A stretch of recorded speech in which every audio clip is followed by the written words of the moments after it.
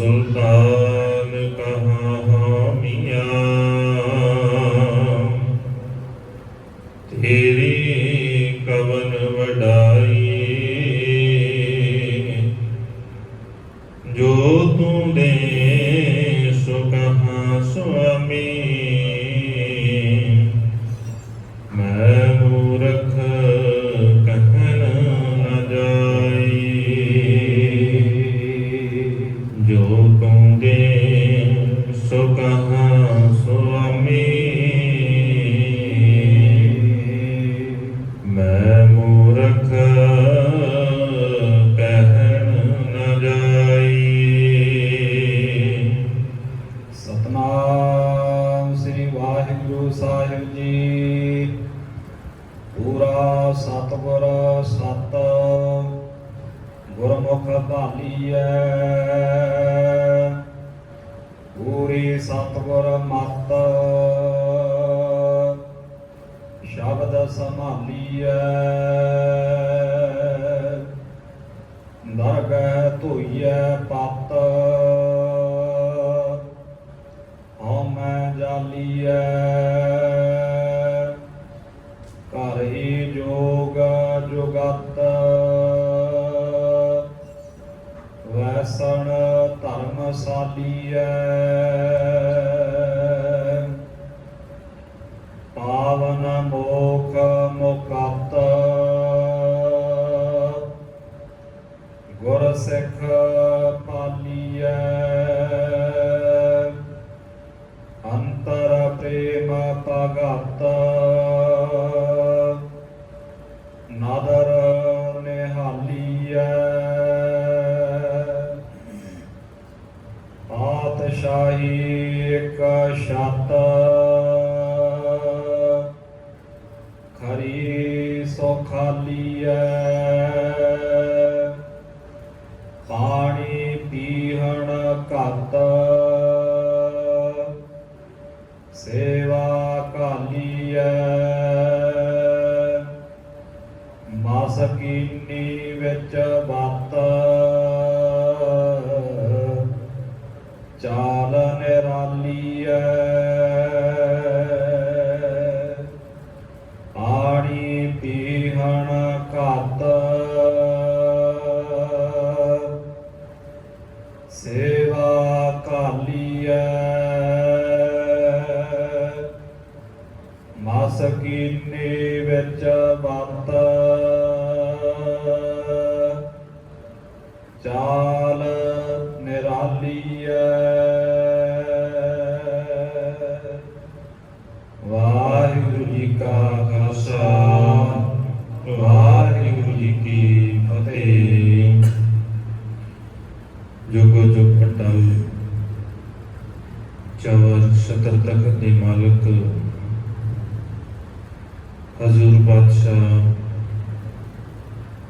कृपालु दाता धन धन साहिब श्री गुरु ग्रंथ साहिब महाराज जी की पावन और मुकदस हजूरी के अंदर रोजाना की तरह शामा वेले दे दीवाना की हाजरी भर रहे अगां वाले सत्संगी जनों, साहिबां दी अपार बख्शिश का सदका पावन गोद दे अंदर जुड़ करके सतगुरां दी अमृतमय बाणी दे कीर्तन दे नाल गुरु प्यार वालियां पासों सांझ बना रहे सां। उपरंत भाई साहब भाई गुरदास जी दीयां वारां दी चल रही लड़ीवार विचार दे नाल जुड़न का सुभाग समा प्राप्त होया है। इस लड़ी के तहत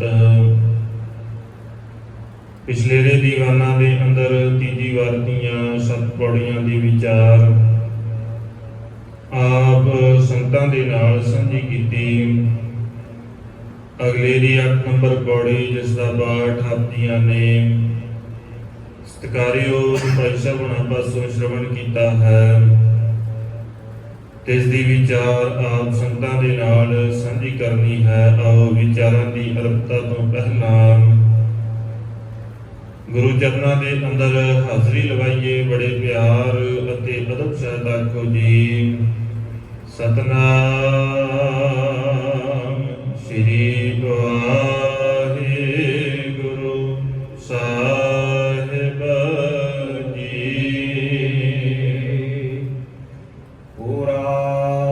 ਸਤਿਗੁਰ ਸਤ ਗੁਰਮੁਖ ਭਾਲੀਐ। ਪੂਰਾ ਸਤਿਗੁਰ ਸਤ ਉਹ ਅਕਾਲ ਪੁਰਖ ਵਾਹਿਗੁਰੂ ਇੱਕ ਤਾਂ ਪੂਰਨ ਹੈ, ਕੋਈ ਘਾਟ ਨਹੀਂ ਉਹਦੇ ਅੰਦਰ, ਨਾ ਉਹਦੀ ਬਣਾਈ ਹੋਈ ਕਿਸੇ ਵਸਤ ਦੇ ਅੰਦਰ ਕੋਈ ਘਾਟ ਹੈ। ਪੂਰਾ ਸਤਿਗੁਰ ਸਤ। ਪਰ ਇਹ ਸਮਝ ਕਿਵੇਂ ਆਉਂਦੀ ਹੈ? ਸਾਰਿਆਂ ਨੂੰ ਇਸ ਗੱਲ ਦੇ ਉੱਤੇ ਯਕੀਨ ਨਹੀਂ ਹੈ, ਭਰੋਸਾ ਨਹੀਂ ਹੈ, ਸਮਝ ਨਹੀਂ ਆਉਂਦੀ ਵੀ ਉਹ ਮਾਲਕ ਸਾਰਾ ਕੁਝ ਕਰਨ ਵਾਲਾ ਹੈ ਤੇ ਸਦੀਵੀ ਹੈ। ਸਤ ਦਾ ਭਾਵ ਜਿਹੜਾ ਸਦੀਵੀ ਹੈ, ਹਮੇਸ਼ਾ ਰਹਿਣ ਵਾਲਾ ਹੈ। ਉਹ ਵਾਹਿਗੁਰੂ ਅਕਾਲ ਪੁਰਖ ਸਦੀਵੀ ਹੈ, ਹਮੇਸ਼ਾ ਰਹਿਣ ਵਾਲਾ ਹੈ, ਇਹਦੇ ਵਿੱਚ ਕੋਈ ਦੋ ਰਾਵਾਂ ਨਹੀਂ।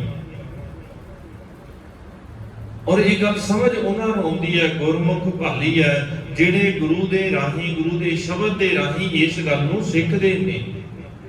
ਆਪਣੀ ਮਤ ਦੇ ਨਾਲ, ਆਪਣੀ ਸਿਆਣਪ ਦੇ ਨਾਲ ਇਹ ਗੱਲ ਸਾਡੀ ਸੁਰਤ ਦੇ ਅੰਦਰ ਟਿਕਦੀ ਨਹੀਂ। ਅਸੀਂ ਕਹਿ ਜ਼ਰੂਰ ਦਿੰਨੇ ਆ ਕਿ ਸਾਰਾ ਕੁਝ ਕਰਨ ਵਾਲਾ ਰੱਬ ਹੈ, ਪਰ ਕਦੇ ਸੋਚ ਕੇ ਦੇਖੀਏ ਇਸ ਗੱਲ ਨੂੰ ਮੰਨਦੇ ਵੀ ਆ? ਇੱਕ ਹੈ ਕਹਿ ਦੇਣਾ, ਦੂਜੀ ਗੱਲ ਹੈ ਮੰਨਣਾ। ਦੋਨਾਂ ਦੇ ਵਿੱਚ ਅੰਤਰ ਹੈ। ਅਸੀਂ ਅਕਸਰ ਇਹ ਗੱਲ ਕਹਿ ਦਿੰਨੇ ਆ, ਸਾਨੂੰ ਪਤਾ ਹੈ ਨਾ ਸਾਰਾ ਕੁਝ, ਪਰ ਜ਼ਰੂਰੀ ਤੇ ਨਹੀਂ ਵੀ ਅਸੀਂ ਉਸ ਚੀਜ਼ ਨੂੰ ਮੰਨਦੇ ਵੀ ਆ। ਸਾਨੂੰ ਪਤਾ ਹੈ ਸੱਚ ਬੋਲਣਾ ਚਾਹੀਦਾ, ਪਤਾ ਤੇ ਹੈਗਾ ਇਹ ਮਸਲਾ ਤੇ ਮੰਨਣ ਦਾ ਹੈ ਨਾ, ਮੰਨਿਆ ਤਾਂ ਨਹੀਂ ਨਾ। ਪਤਾ ਹੈ ਵੀ ਕਿਸੇ ਦੇ ਨਾਲ ਮਾੜਾ ਨਹੀਂ ਕਰਨਾ, ਧੱਕਾ ਨਹੀਂ ਕਰਨਾ, ਪਰ ਕੀਤਾ ਤੇ ਫਿਰ ਵੀ ਹੈ ਨਾ। ਪਤਾ ਹੋਣਾ ਇੱਕ ਵੱਖਰੀ ਚੀਜ਼ ਹੈ, ਮੰਨਣਾ ਵੱਖਰੀ ਚੀਜ਼ ਹੈ। ਪਤਾ ਹੈ ਵੀ ਸਤਿਗੁਰੂ ਸਮਰੱਥ ਹੈ, ਸਾਰਾ ਕੁਝ ਕਰਨ ਯੋਗ ਨੇ, ਜਿਹੜਾ ਗੁਰੂ ਦੀ ਸ਼ਰਨ ਚਾਹੁੰਦਾ ਹੈ ਸਾਰਾ ਕੁਝ ਮਿਲਦਾ ਹੈ, ਪਤਾ ਸਾਰਾ ਕੁਝ ਹੈ। ਪਰ ਗੱਲ ਤੇ ਮੰਨਣ ਦੀ ਹੈ, ਭਰੋਸੇ ਦੀ ਗੱਲ ਹੈ, ਯਕੀਨ ਦੀ ਗੱਲ ਹੈ।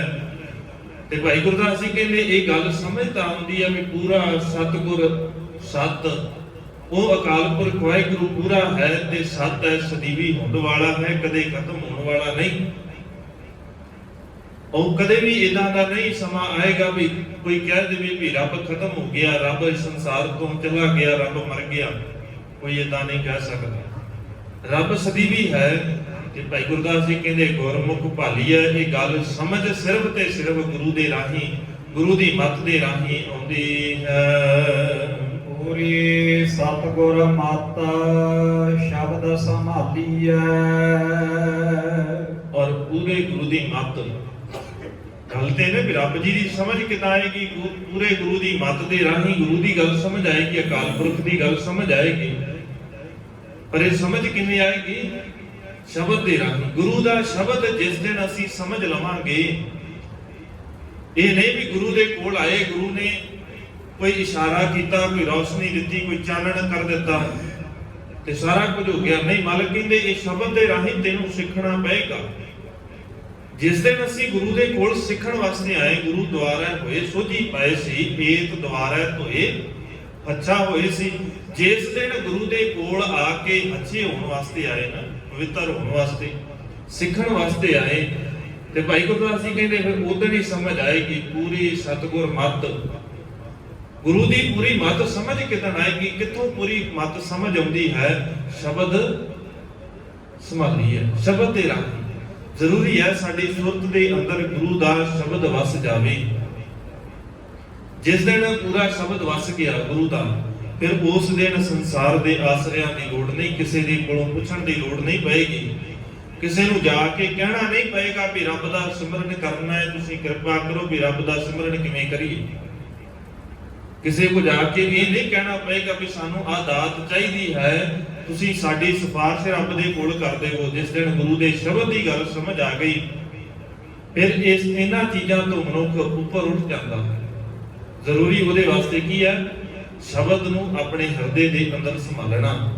ਨਹੀਂ ਤੇ ਮਾਲਕ ਕਹਿੰਦੇ ਫਿਰ ਜਿਹੜੇ ਸ਼ਬਦ ਤੋਂ ਬਿਨਾਂ ਤੁਰੇ ਫਿਰਦੇ ਨੇ, ਗੁਰੂ ਦੀ ਮੱਤ ਤੋਂ ਬਿਨਾਂ ਤੁਰੇ ਫਿਰਦੇ ਨੇ, ਉਹਨਾਂ ਦਾ ਹਾਲ ਗੌਰਿਆਂ ਵਾਲਾ ਹੈ।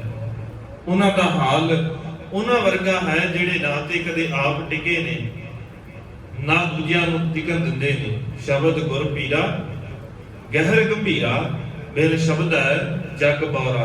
ਬਿਨਾਂ ਸ਼ਬਦ ਤੋਂ ਸੰਸਾਰ ਕਮਲਾ ਹੋਇਆ ਫਿਰਦਾ ਹੈ। ਮਾਲਕ ਕਹਿੰਦੇ ਧੰਨ ਗੁਰੂ ਅਰਜਨ ਸਾਹਿਬ ਮਹਾਰਾਜ ਸੱਚੇ ਪਾਤਸ਼ਾਹ ਬਖਸ਼ਿਸ਼ ਕਰਦੇ, ਗੁਰ ਮੰਤਰ ਹੀ ਨਸੈ ਜੋ ਪ੍ਰਾਣੀ ਤ੍ਰਿਗੰਤ ਜੀਵਨ ਪ੍ਰਸਤਣਾ। ਉਹਦਾ ਜੀਵਨ ਪ੍ਰਸਤ ਹੈ, ਜਿਹੜਾ ਗੁਰੂ ਦੇ ਸ਼ਬਦ ਤੋਂ ਬਿਨਾਂ ਜੀ ਰਿਹਾ ਹੈ ਉਹਦਾ ਤੇ ਜੀਵਨ ਹੀ ਕਿਸੇ ਅਰਥ ਨਹੀਂ। ਜੇ ਗੁਰੂ ਦੀ ਮੱਤ ਤੋਂ ਬਿਨਾਂ ਜਿਉਂਦੇ ਆ, ਧਨ ਕਿੰਨਾ ਹੈ ਕੋਲ, ਪਦਾਰਥ ਕਿੰਨੇ ਨੇ ਕੋਲ, ਉਹ ਇੱਕ ਵੱਖਰੀ ਗੱਲ ਹੈ।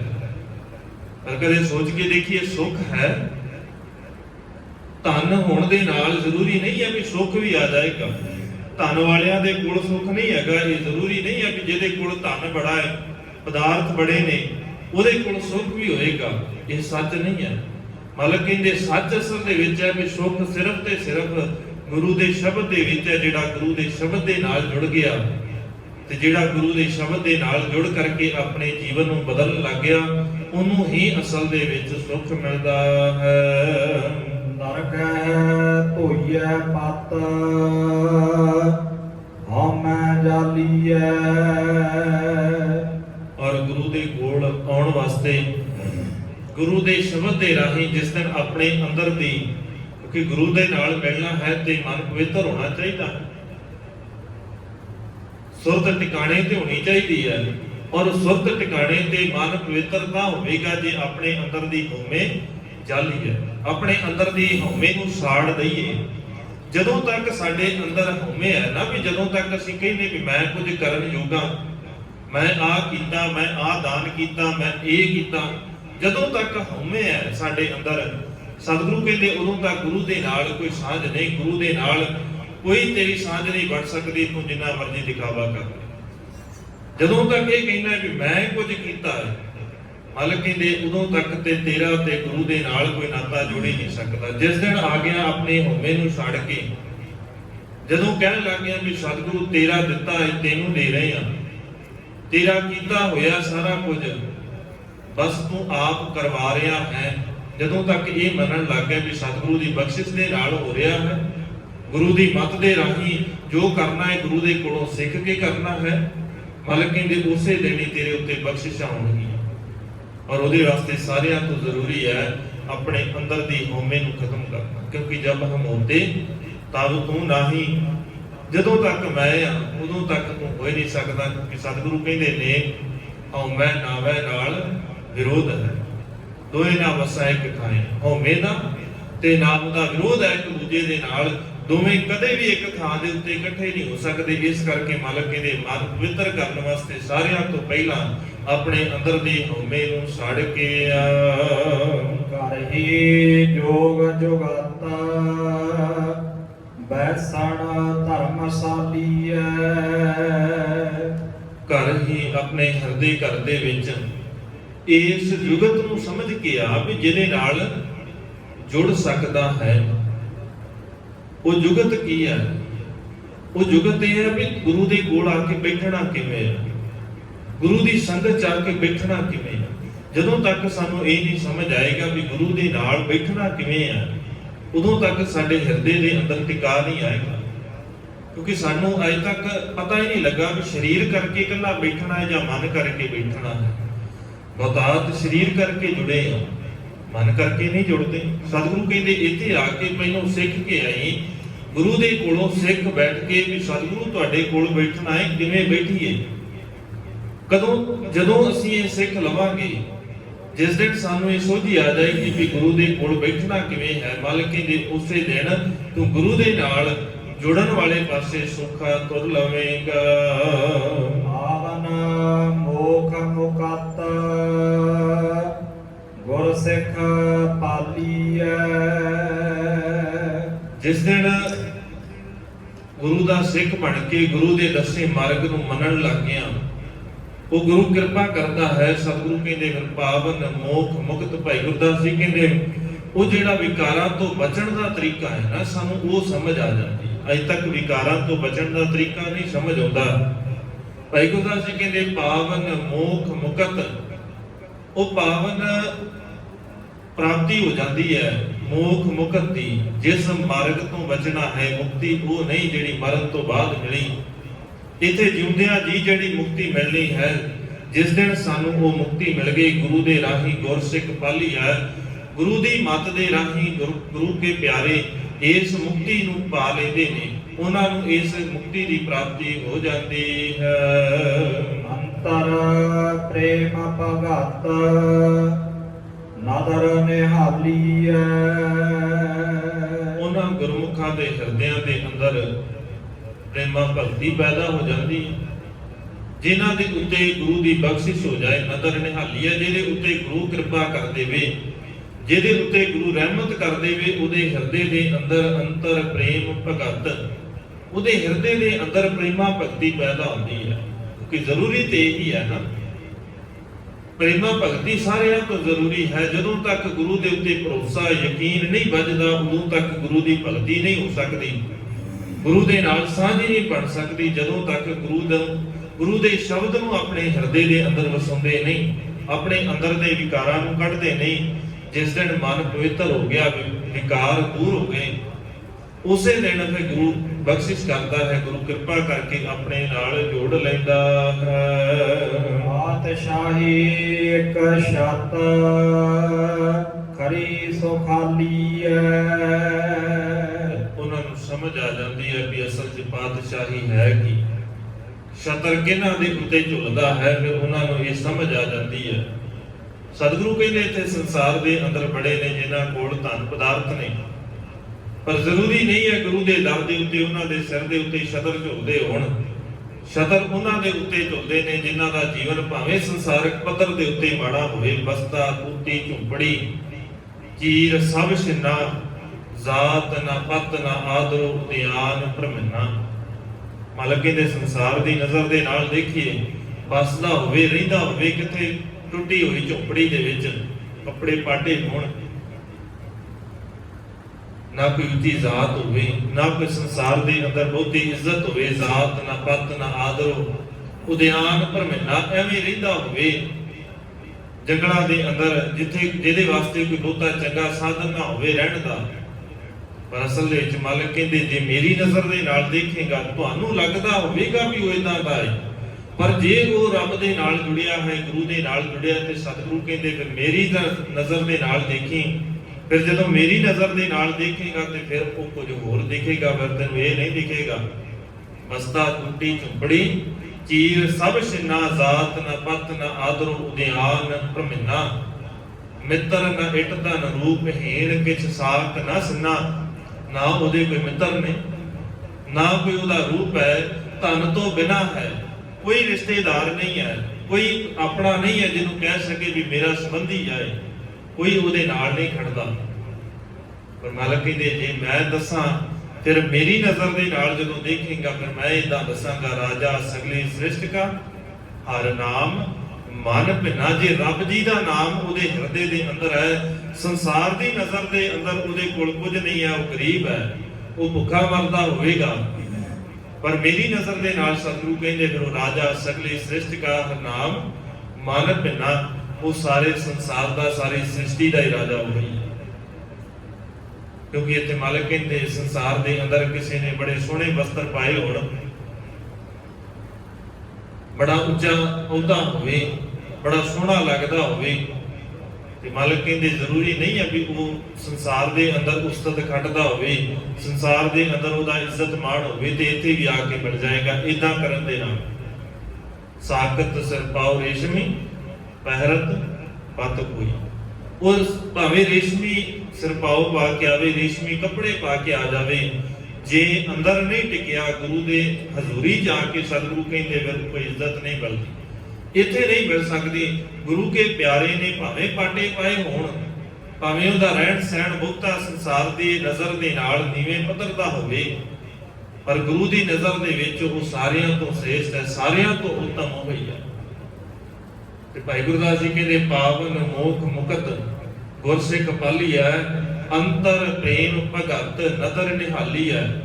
ਇਹ ਸਾਰਾ ਕੁਝ ਕਿਦਨ ਹੋਏਗਾ? ਜਿਸ ਦਿਨ ਅੰਦਰ ਪ੍ਰੇਮਾ ਭਗਤੀ ਆ ਜਾਏ। ਪਾਤਸ਼ਾਹੀ ਇੱਕ ਛੱਤ ਖਰੀ ਸੁਖਾਲੀ ਹੈ, ਉਹਦੇ ਸਿਰ ਦੇ ਉੱਤੇ ਫਿਰ ਉਹੀ ਛਤਰ ਝੁੱਲਦਾ ਹੈ ਜਿਹੜਾ ਸਤਿਗੁਰੂ ਦੇ ਨਾਲ, ਉਸ ਮਾਲਕ ਦੇ ਨਾਲ ਜੁੜ ਗਿਆ ਹੈ। ਪਾਣੀ ਪੀਹਣ ਘਤ ਸੇਵਾ ਘਾਲੀਐ। ਉਹ ਗੁਰੂ ਕੇ ਪਿਆਰੇ ਜਿਹੜੇ ਜੁੜੇ ਹੋਏ ਨੇ, ਭਾਈ ਭਾਈ ਗੁਰਦਾਸ ਜੀ ਕਹਿੰਦੇ ਫਿਰ ਉਹਨਾਂ ਦੀ ਸੇਵਾ ਪਾਣੀ ਪੀਹਣ ਘੱਤ, ਤੇ ਪਾਣੀ ਦੀ ਸੇਵਾ, ਜਲ ਦੀ ਸੇਵਾ, ਪੀਹਣ ਕਰਨ ਦੀ ਭਾਵ ਉਹਨਾਂ ਦੇ ਜਿੰਨੇ ਜ਼ਰੂਰੀ ਕੰਮ ਨੇ ਉਹ ਸਾਰੇ ਜ਼ਰੂਰੀ ਕੰਮ ਕਰਨ ਦੀ ਸੇਵਾ ਕਰਨੀ ਚਾਹੀਦੀ ਹੈ, ਜਿਹੜੇ ਰੱਬ ਦੇ ਨਾਲ ਜੁੜੇ ਨੇ, ਜਿਹੜੇ ਸੰਸਾਰ ਦੇ ਨਾਲੋਂ ਵੱਖਰੇ ਹੋ ਗਏ, ਸੰਸਾਰ ਦੇ ਅੰਦਰ ਰਹਿੰਦਿਆਂ ਹੋਇਆਂ ਰੱਬ ਦੇ ਨਾਲ ਜੁੜੇ ਹੋਏ ਦੀ ਨਿਸ਼ਾਨੀ ਇਹ ਨਹੀਂ ਆ ਵੀ ਉਹਨੇ ਚਿੱਟਾ ਚੋਲਾ ਪਾਇਆ, ਇਹ ਨਿਸ਼ਾਨੀ ਨਹੀਂ ਹੈ ਰੱਬ ਦੇ ਨਾਲ ਜੁੜੇ ਹੋਏ ਦੀ। ਨਿਸ਼ਾਨੀ ਇਹ ਆ ਵੀ ਉਹਦੇ ਹਿਰਦੇ ਦੇ ਅੰਦਰ ਚਿੱਟਾਪਨ ਹੈ ਕਿ ਨਹੀਂ ਹੈ। ਜ਼ਰੂਰੀ ਹੈ ਹਿਰਦੇ ਦੇ ਅੰਦਰ ਚਿੱਟਾਪਨ ਹੋਣਾ। ਇੱਥੇ ਬਾਹਰੀ ਤੌਰ ਦੇ ਉੱਤੇ ਚਿੱਟੇ ਬਗਲੇ ਵਰਗੇ ਬੜੇ ਨੇ, ਮਗਲ ਸਮਾਧੀਆਂ ਲਾਉਣ ਵਾਲੇ।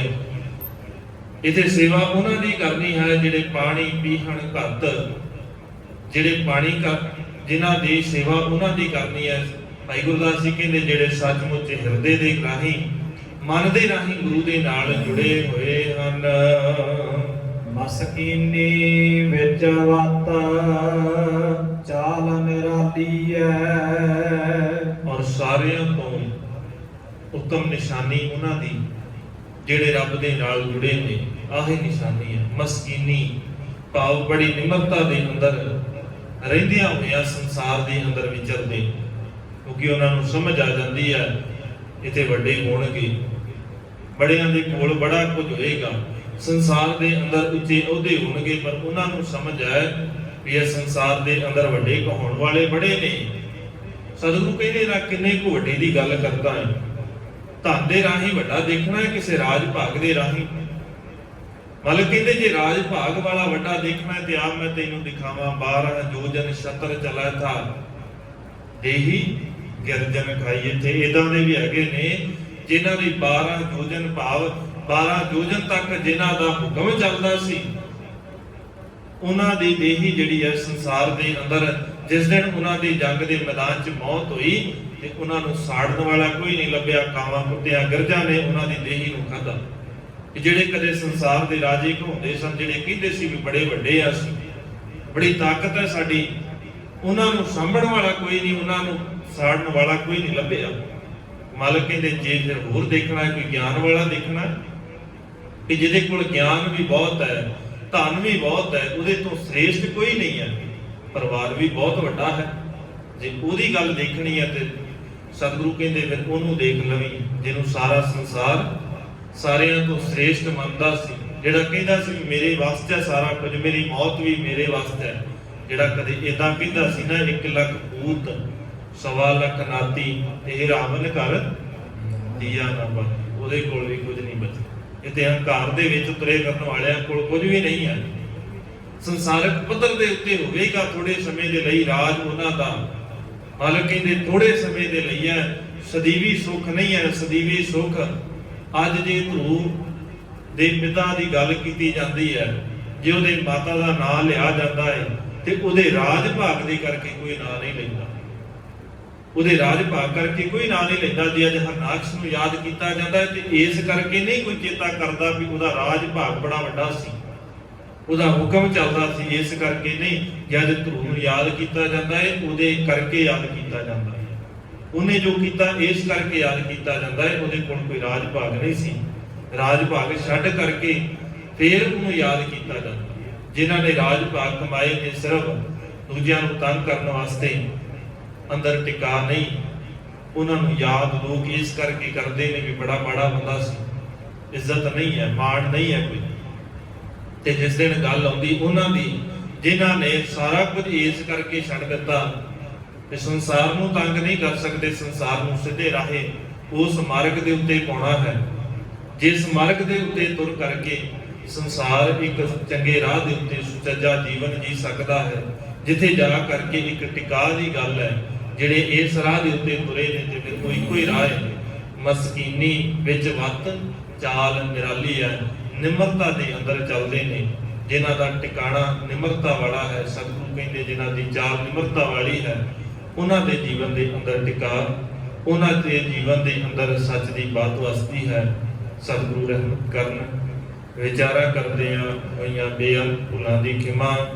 ਬੁਲਾਓ ਜੀ ਫਤਿਹ। ਆਖੋ ਜੀ ਵਾਹਿਗੁਰੂ ਜੀ ਕਾ ਖਾਲਸਾ, ਵਾਹਿਗੁਰੂ ਜੀ ਕੀ ਫਤਿਹ।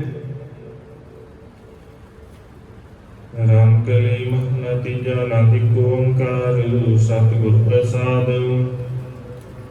ਆਨੰਦ ਪਿਆ ਮੇਰੀ ਮਾਏ ਸਤਿਗੁਰੂ ਮੈਂ ਪਾਇਆ, ਸਤਿਗੁਰ ਤਾਂ ਪਾਇਆ ਸਹਿਜ ਸੇਤੀ ਮਨ ਵਜੀਆਂ ਵਾਧਾਈਆਂ। ਰਾਗ ਰਤਨ ਪਰਵਾਰ ਭਰੀਆਂ ਸ਼ਬਦ ਗਾਵਣ ਆਈਆਂ, ਸ਼ਬਦੋ ਤੰਗਾਵੋ ਹਰਿ ਕੇਰਾ ਮੰਜਨੀ ਵਸਾਇਆ। ਕਹਿ ਨਾਨਕ ਆਨੰਦ ਹੋਆ ਸਤਿਗੁਰੂ ਮੈਂ ਪਾਇਆ। ਏ ਮਨ ਮੇਰਿਆ ਤੂੰ ਸਦਾ ਰਹੋ ਹਰਿ ਨਾਲੇ, ਹਰਿ ਨਾਲੋਂ ਤੂੰ ਮਨ ਮੇਰੇ ਦੁਖ ਸਭ ਵਿਸਾਰਨਾ। ਅੰਗੀਕਾਰ ਕਰੇ ਤੇਰਾ ਕਰ ਸਭ ਸਵਾਰਨਾ, ਸਭਨਾ ਗੱਲਾਂ ਸਮਰਾ ਸੁਆਮੀ ਸੋ ਕਿਉ ਮਨੋ ਵਿਸਾਰੇ। ਕਹਿ ਨਾਨਕ ਮਨ ਮੇਰੇ ਸਦਾ ਰਹੋ ਹਰਿ ਨਾਲੇ, ਸਾਚੇ ਸਾਹਿਬਾ ਕਿਆ ਨਹੀਂ ਕਰ ਤੇਰਾ।